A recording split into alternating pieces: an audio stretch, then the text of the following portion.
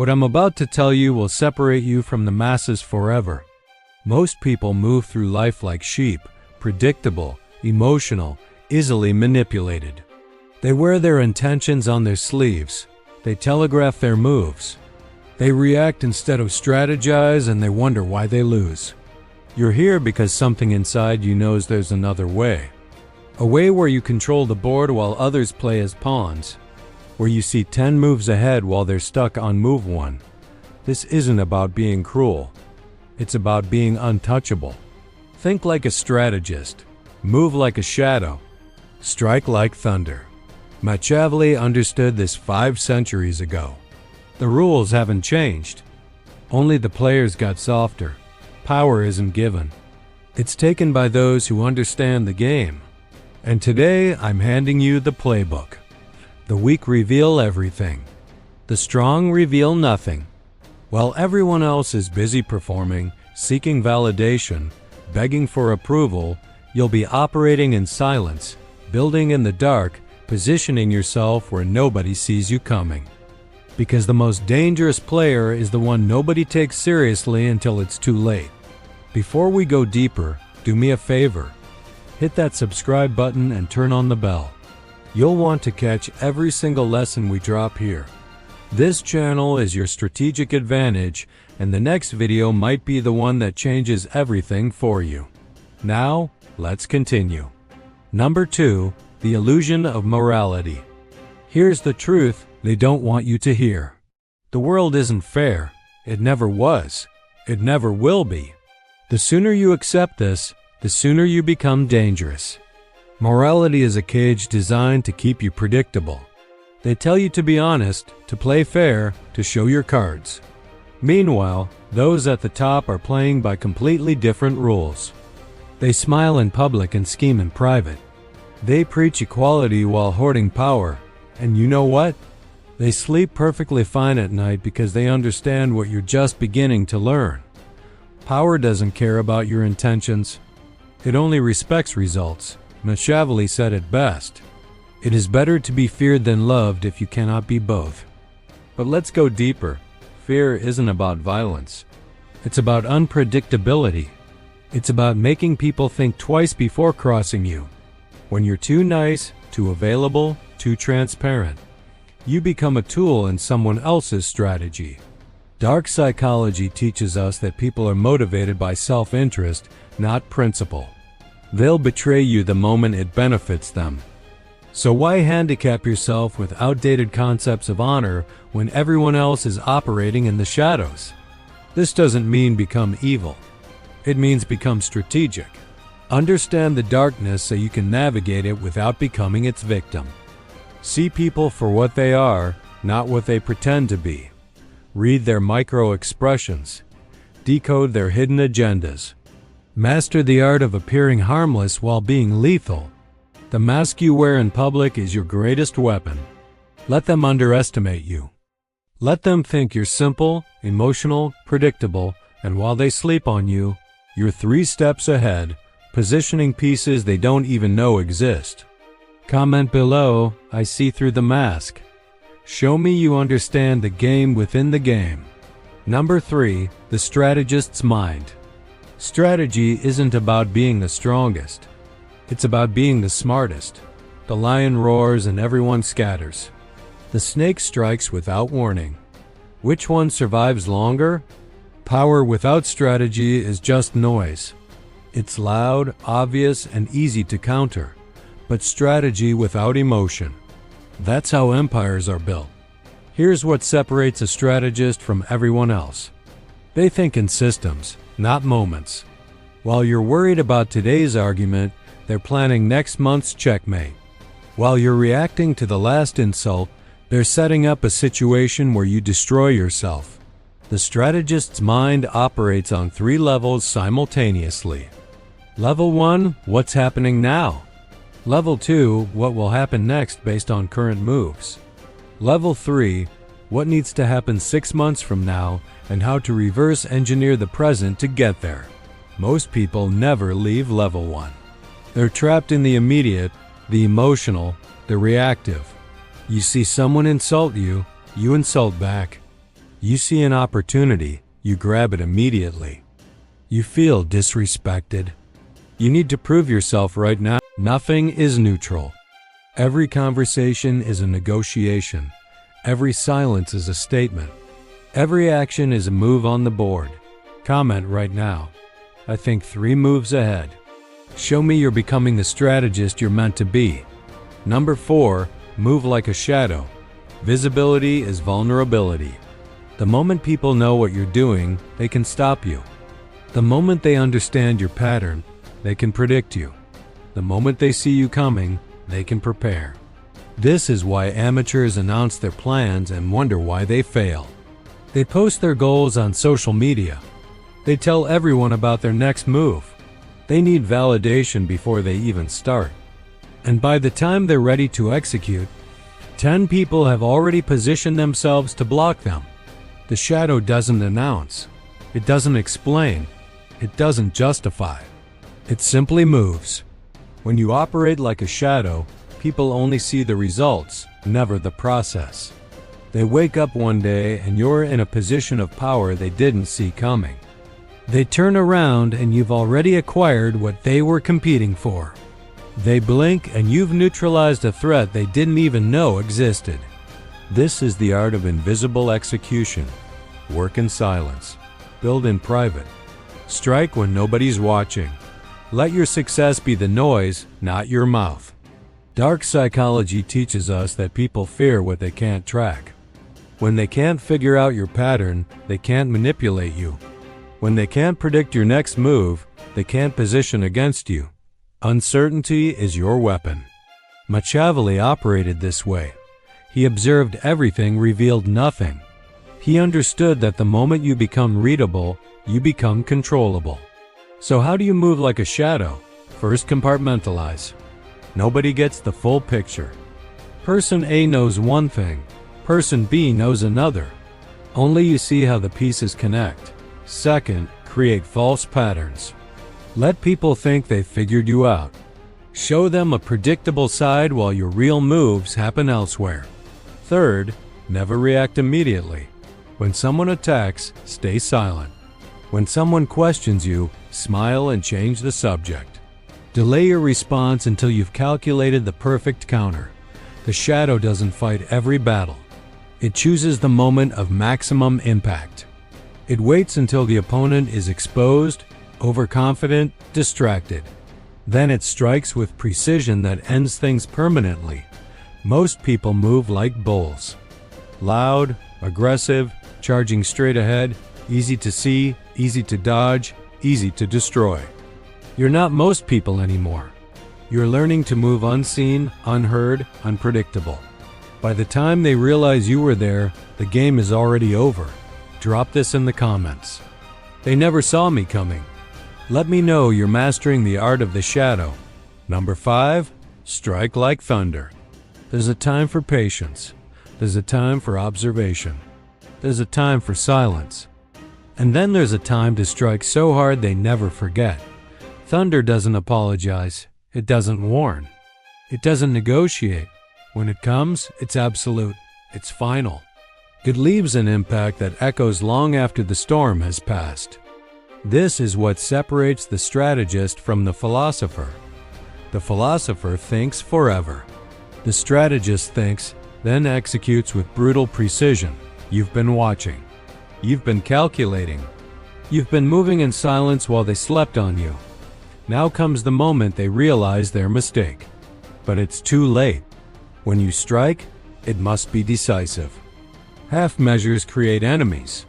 Complete dominance creates legends. Machiavelli understood this completely. He said, if you must harm someone, do it in one blow so severe they can never retaliate. Wound them and they'll spend years plotting revenge. Destroy their ability to fight back and they'll spend years recovering. This isn't about cruelty. This is about efficiency. About not leaving loose ends. About understanding that mercy to your enemies is cruelty to yourself. In business, this means when you make your move, you don't just compete. You dominate so thoroughly that competition becomes irrelevant. In personal conflicts, This means when someone crosses the line, your response isn't emotional. It's calculated to ensure they never cross it again. In negotiations, this means you don't reveal your position until you've engineered a situation where they have no choice but to accept your terms. The strike isn't random. It's the culmination of everything that came before. The observation, the patience, the strategic positioning. You've placed yourself in the perfect location. You've waited for the perfect timing. You've identified the exact weakness in their armor. And now you execute with the force of thunder, speed, and power combined. Most people strike too early out of emotion or too late out of fear. The master strikes at the precise moment when victory is inevitable. They strike when the opponent is overextended, overconfident, or distracted. They strike when reinforcements can't arrive in time. They strike when the world is watching. So everyone sees what happens to those who underestimated them. And here's the beautiful part. After thunder strikes, there's silence. You don't gloat. You don't explain. You don't justify. The result speaks for itself. You return to the shadows, having made your point so clearly that words become unnecessary. People will talk about what happened for years. They'll analyze it. They'll fear it. They'll make sure never to provoke it again. That's the power of striking like thunder. One moment of overwhelming force that creates permanent respect. Comment below. My timing is perfect. Show me you understand when to unleash the storm. Number 6. The mask of power. Here's a secret the truly powerful never share. Your public face is a weapon. What people see is what you choose to show them. Nothing more, nothing less. The amateur thinks authenticity means showing everything. The master knows authenticity is showing exactly what serves your purpose in that moment. Machiavelli wrote that a prince must be a great pretender and dissembler. This isn't about being fake. This is about understanding that different situations require different faces, and only a fool shows up the same way to every battlefield. You walk into a room and everyone's reading you. They're looking for weakness. They're searching for insecurity. They're trying to figure out how to use you or neutralize you. What they see determines how they treat you. If they see anger, they know your trigger. If they see eagerness, they know your price. If they see fear, they know your limit. The mask of power reveals nothing and suggests everything. It's calm when chaos erupts around you. It's friendly when calculating 3 moves ahead. It's humble when sitting on overwhelming advantage. Dark psychology shows us that people trust patterns. They need to categorize you to feel safe. So give them a category, just not the real one. Let them think you're harmless while you're deadly. Let them think you're simple while you're complex. Let them think you're predictable while you're planning the unpredictable. The mask has layers. There's the public mask. What strangers and acquaintances see professional, measured, giving away nothing of substance. There's the inner circle mask. What friends and colleagues see, slightly more open, but still strategically filtered. They get enough truth to feel trusted, never enough to become dangerous. And then there's who you actually are. A version only you know. The strategist behind every mask, the calculator behind every smile, the force behind every carefully chosen word. Most people have one face and they show it to everyone. They're emotional. They're reactive. They're readable. You can predict them in 3 conversations and manipulate them in 5. Don't be them. Master the art of emotional control.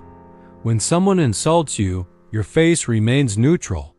When someone offers you exactly what you want, your face remains neutral. When someone tries to provoke you into revealing your position, your face remains neutral. This drives them insane. They can't read you. They can't manipulate you. They can't figure out what you're thinking or what you'll do next. And in that uncertainty, you hold all the power. But here's the advanced move.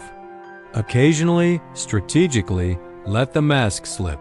Show calculated vulnerability. Give them a glimpse of something that seems real, seems unguarded. Now, They think they've figured you out. They think they've seen behind the curtain. They relax. They let their guard down. And that's when you're most dangerous, because that vulnerability was just another layer of the mask. Another tool in your arsenal, another way to position them exactly where you need them. The mask isn't about hiding who you are. It's about controlling what others think you are. And in a world where perception is reality, controlling perception is controlling everything. Remember, wolves don't announce they're wolves. They move among the sheep, patient and positioned until the moment demands revelation. Drop this comment. They see what I allow. Show me you've mastered the mask. Number 7. The architecture of influence. Power without influence is just potential energy. Influence without power is just performance. But combine them, you become unstoppable. Let me show you how the truly untouchable operate. They don't control people directly. That's too obvious, too resistible. They architect situations where people control themselves in exactly the ways that serve the architect's purpose. This is the highest level of the game. Machiavelli understood that direct force creates resistance, but indirect influence that creates willing compliance. When people think it was their idea, they'll defend it like their life depends on it, even when it was your idea all along. Here's how influence architecture works. First, you map the ecosystem. Who has power? Who wants power? Who's connected to whom? What does each person value? What are they afraid of? Most people see individuals. You see a network, a system, a machine you can reprogram. Second, you identify the keynotes. Not the loudest voices, the critical connectors, the people who aren't necessarily in charge, but who everyone trusts. Win them, and you win their entire sphere of influence without anyone realizing you're pulling strings. Third, you plant seeds, not demands, not requests. Seeds. A casual comment here, a question there, an observation that makes someone think. You're not convincing them. You're letting them convince themselves. This is dark psychology at its finest. People believe their own conclusions far more than they believe yours. So, you engineer the conditions where they arrive at the conclusion you need, thinking it was organic. Fourth, you create controlled scarcity. When you're always available, you're disposable. When you're selective with your time, attention, and resources, suddenly, everyone wants access. They compete for your approval. They adjust their behavior to earn your attention.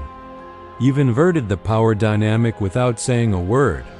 Fifth, you master the currency of reciprocity. Do favors strategically. Help people in ways they can't immediately repay. Now they owe you, not in a legal sense, in a psychological sense. That's far more binding. When you need something later, that debt gets called in and they'll pay it because humans are hardwired to balance the scales. But here's where amateurs fail. They collect favors. Obviously, they make people feel indebted. That creates resentment. The master makes people feel grateful. The favor felt genuine. The help felt selfless. So when you need something, they don't feel manipulated. They feel honored to return the kindness. Sixth, you control the narrative. Not through lies, but through framing. The same situation can be described 10 different ways. Each description creates a different emotional response, a different conclusion, a different action. You choose which frame to use based on what outcome you need. This is how leaders rally troops, how marketers sell products, how strategists win arguments without arguing. You're not changing facts. You're shaping how facts are interpreted, and interpretation is everything. Seventh, you become the bridge. Position yourself between groups that need each other but don't connect naturally.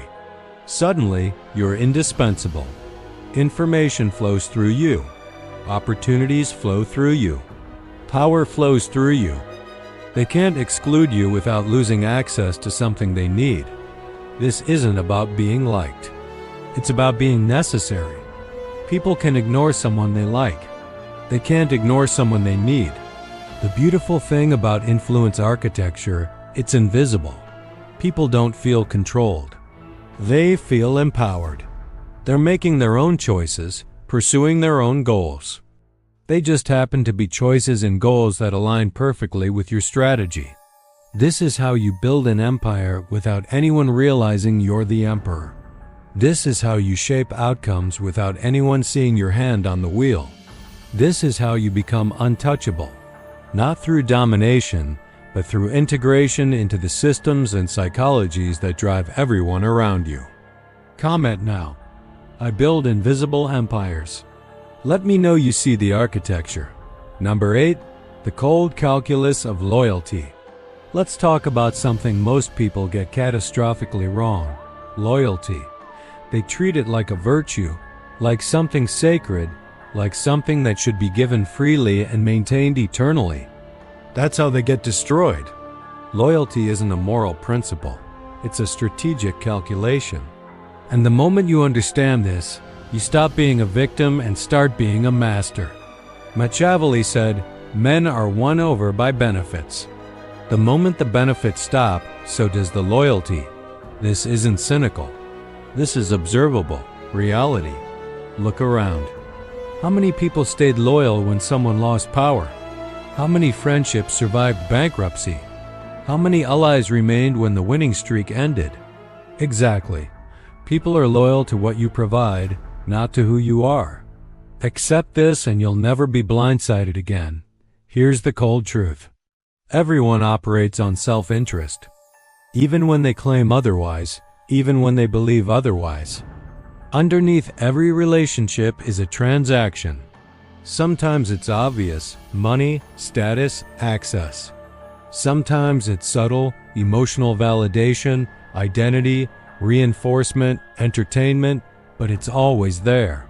The person who denies this is the person who gets betrayed and calls it shocking. You won't be that person. You're learning to see the transaction in every connection. And once you see it, you can manage it. First principle: inspect what you expect. People will promise anything. Words are cheap. Loyalty is tested under pressure, not proclaimed in comfort. So create small tests. See who shows up when there's no immediate benefit. See who keeps their word when no one's watching. See who protects your interest when you're not in the room. These tests tell you everything. Second principle: never be completely dependent on anyone. The moment someone knows you need them more than they need you, the power dynamic shifts. Even if they're loyal today, that imbalance will corrupt the relationship tomorrow. Maintain multiple options, multiple connections, multiple paths to your goals. Dependence is slavery. Optionality is freedom. Third principle: make yourself valuable, not available. The person who's always there becomes taken for granted. The person who provides unique value becomes indispensable.